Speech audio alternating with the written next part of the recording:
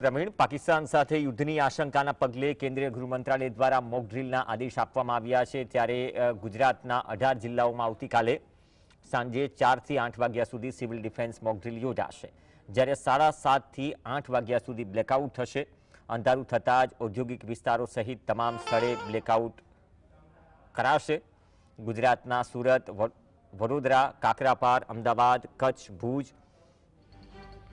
જામનગર, ગાંધીનગર, ભાવનગર, કંડલા, નલિયા, અંકલેશ્વર, ઓખા, વાડીનાર, ભરૂચ, ડાંગ, મહેસાણા, નર્મદા અને નવસારી સહિત 18 શહેરોમાં મોક ડ્રીલ યોજાશે।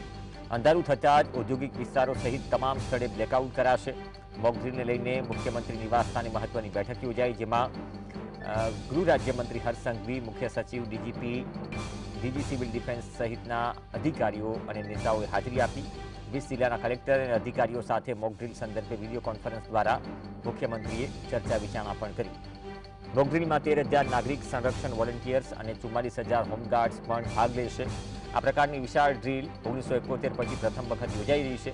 મોક ડ્રીલ દરમિયાન શાળાઓ અને કોલેજોમાં વિદ્યાર્થીઓને બચાવ અને સુરક્ષા અંગે તાલીમ આપવામાં આવશે।